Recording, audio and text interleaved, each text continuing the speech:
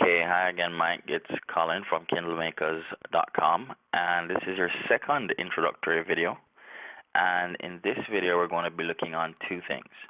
The first will be, of course, your marketing checklist. Let me just go ahead and remove the paragraph marks. It's force of habit. When you're checking through Microsoft Word documents, you always have that checked.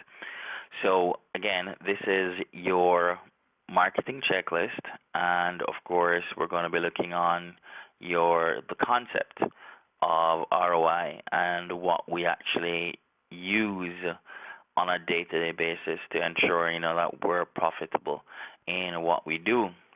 Of course, your marketing checklist and your concept of ROI go hand in hand. You won't be maximizing your return if you don't market the books that you're given and that you purchase, of course.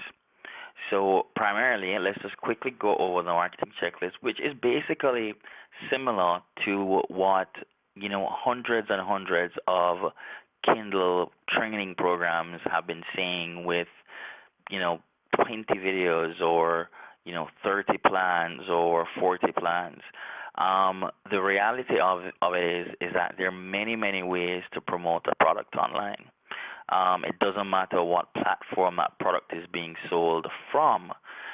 You can promote that product constantly, and in many ways. You can tweet the page, you can use social media through Facebook. You can utilize Shelfari, which is owned by Amazon. You can utilize Goodreads. You can go to, I think it's Kirkus, which you pay $500 for, a particular review. You can use email marketing. There are many basic ways to do that, and you want to do that based on, exceeding your ROI. And if you want to, push the limit, everything that you are going to do to promote your book is going to cost one of two things. It's going to cost a direct capital cash investment, or it's going to cost a direct investment of time. If you don't spend that time yourself to do it, then you're going to have to purchase the label in order to have that done. Either way, it's going to cost you. So it still boils down to your ROI. What we try to do at Kindle Makers is to do enough to see a solid return on our investment, and if that doesn't work, then we might look on extending that to get more. So let's assume that if we have a book and that book is selling 15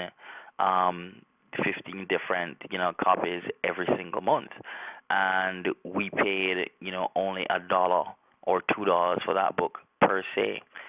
If we only paid $1 or $2 for a particular book and it's making us $30 per month, that is a solid return on our investment. And if we say, okay, that's acceptable for us, or we think that we could actually sell more, then we start looking outside of promoting the book itself on Kindle. Then we'll start looking on Shelfari and Goodreads, and possibly some other tips and tricks that, would get the book out there, tweeting about it and then retweeting, creating a web page for the book itself, upselling the book, all kinds of things, or shifting that book over to the Nook or to, I think it's iTunes. You can place a book on iTunes or any other platform that you can sell that particular book. You want to go ahead and do that if the book is not bringing in an acceptable ROI. At times it might seem that you're throwing good money after bad money and the book is just bad, but that's where we come in and we do solid research in the niche and show that there is an evergreen demand for that particular topic, such as yours, which is the blood type dad, which has been around since literally 1999 and has remained strong as a particular niche. So let's get right into it. So the first thing that you want to do is to go ahead and follow your book details page or your book details file. publish your book to the Amazon Kindle or publish it on the Kindle platform. Once you've done that, you're going to wait, of course, till it goes through the review process and then the publishing process until the book goes live. Of course, you would know that even when it shows live in your account, at times it's actually not live on the Amazon sales page. You need it to fully populate. So you're going to have to wait a while for that to happen. But during that time period that you're waiting, it would have been assigned what is known as an ASIN number. You want to go ahead and find that ASIN number, and then you're going to go into your Author Central account. Once you've gotten into that Author Central account, using the name of the author, you're just going to add a book and use that ASIN, capture that book, and then you're going to format your description and your about the author section. So you're going to bold it, add in gold headers, italicize it, add those dots, tweak it that it really and truly encourages a person to purchase your book. What would you want to see there, that would look stylish, that would help you to publish that book? Now, once you've done that, you want to wait about 24 to 48 hours. And then you want to contact your friends, colleagues, and family members, who know what you're doing, to schedule them to come in to give you reviews, tags, and likes. And you want to ask at least 5 to 6 people. Now, once you've done that, you would tell them, okay, well, I intend to publish my book free tomorrow, and I would like you to come in and go ahead and give me the reviews, tags, and likes, of course. And you want to get a minimum of 5 to 6 people. That's really and truly what we've seen as the magic number, 5 to 6 people. So once you've done that, then you're going to turn to the Amazon Kindle promotion, and you're going to pulse your book, which means that you're going to give away your book for free for one particular day. And once you've given away that book for free, then you're going to wait until that happens, and then all your friends are going to come in, download it, tag it, like it, and review it, and add a decent review to the book. So that's basically why you would, of course, contact them primarily before the book actually goes live, and then you run your promotion. So once that has happened, you want to just go ahead and confirm the number of likes and tags and reviews, and then you're going to wait 30 days. And after those 30 days, and a full 30 days, if the book has not picked up in terms of sales, you want to go ahead and do that again. And you're going to ask 5 different individuals to go ahead and do that for you. So you're going to give it away free once more, and then, you're going or pulsing it, and then you're going to go ahead and add more reviews, more tags, and more likes. And that's what we mean when we say rinse and repeat after 30 days. And that's your basic marketing checklist. This is what we do with every single book. Now, it's important for you to understand that ROI is critical to your success in this type of business. And we're going to give you a basic concept of what we have, in terms of ROI and what we look on with respect to, how much we earn per book, and how we go ahead and track that, so that it keeps us honest in terms of ensuring that we don't look on it as just another revenue stream, but a typical business. And we give you one of those tools that we utilize every single day to ensure, that we're meeting that particular criteria. So here we go. We're going to look on the concept of ROI for KindleMakers.com. Now, we look on, of course, the cost of each book. Now, this will, of course, differ. We do make 8 to 10% in terms of revenue off every single book, because we pay our writers pretty well, and we also pay a formatter as well as an editor who goes through to check to ensure that the book is good, that it passes Copyscape, etc., and that images are copyright free. Yeah. And then once we also have that done, then we ensure that the book is well put together. So we do pay quite, at least I would say $85 to $87 is what we actually pay to produce our own books, which are in-house.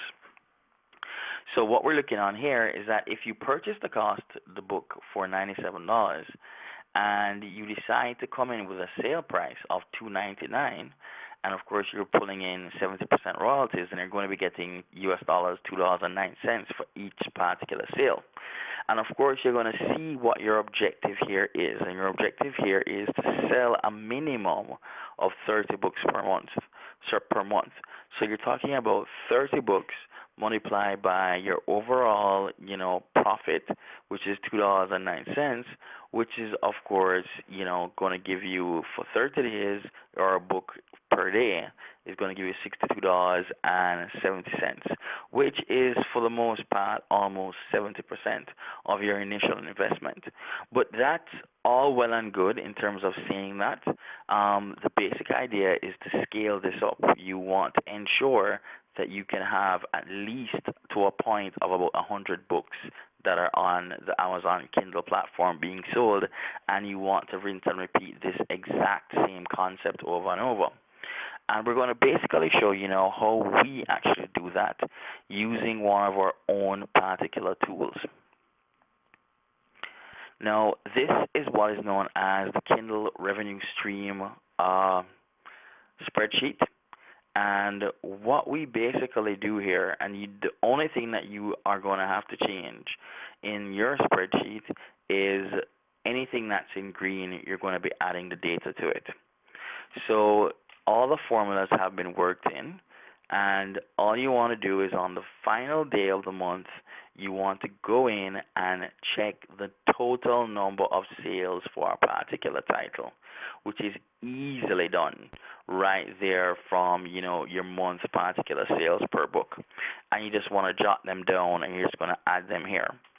So let's say, for instance, that you have, of course, the blood type that, and you posted your blood type that, you paid, your initial investment was $97.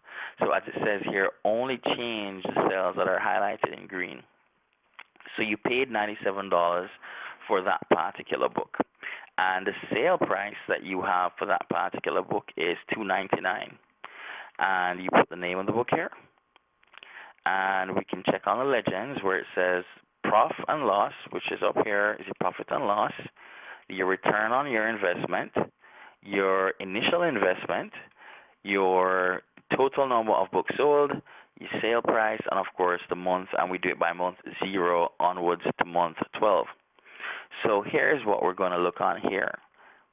So let's assume that you decided to sell this book for $2 flat.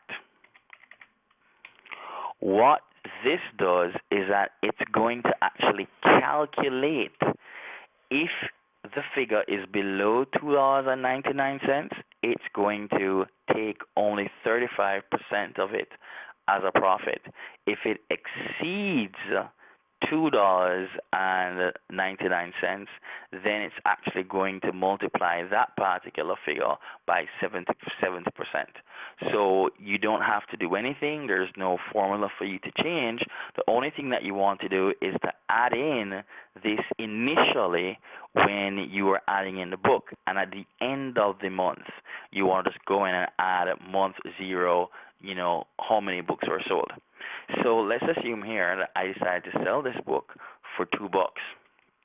And at the end of August, I checked, and I made 5 sales. So here it goes. It's going to tell me that these 5 sales multiplied by the sale price, and this is the total number of books sold over the particular time period. This is my return on my investment. That is exactly what it is. It is $2. It is $3.50, and that's if I had it, below the $2.99 mark. So let me go ahead and put in $2.99, and my return on my investment, of course, would be $2.09, which would be 5 multiplied by $2.09, which would give me $10.45, and I would be in the red of $86.55. So it basically tells you exactly where, how many sales you're going to have in order to get to your break-even point, and so on and so on and so on. So at the end of August, what you want to do, you want to come back here and just go ahead and add the number of sales between now when you posted your book and post it between now and on August 31st. You want to just go into the system and just pull down that information. And all you're looking for now is the total number of books sold for that particular title. So if you sold 10 in month 0 and in September you sold 15, then it would be a total of 25 books, and that would be your ROI, because it would be 25 multiplied by $2.09. And so your ROI would be that, and of course your profit and loss based on your initial capital investment would of course now be where it's at this particular stage at $52.25. So this spreadsheet helps you a lot in understanding the concept. There are totals here, down here, and of course all the figures are added up. And you just go through at the end of each month and just add that data in. And once you've added the name of the book, and of course added, how much you paid for the book, and then the sale price. Now, the spreadsheet does not, of course, support dynamic sales pricing strategies, because you would have to be changing the sales price over and over and over. It's just not built for that, especially where you find that month 0 of course would change and the figures would change. We're not looking on that specifically because we really and truly don't price strategize that much. We still keep it, and if I go in and I drop the price below $2.99, then normally I just change it there initially and just allow the system to run. It does give the figures, a slight skew, but I am not one who is big on dynamic sales pricing strategies in any event. So all you've got to do going forward is that you'd probably add now a new book. So you could say book XXX. You could put in your initial investment, which would be $97, and you could put in your sale price. You could say 0.99. And you could say, because you sold it for 99 cents, it sold 400 copies. And this would be, of course, your return. And that's basically how the system works. So you're actually going to get this spreadsheet along with all the other information we spoke about as well. And as usual, Mike, if you like our service, we offer you that money-back guarantee. If you're not pleased with what you've gotten, we'll take the book and we'll publish it to our account. We'll refund you, no questions asked.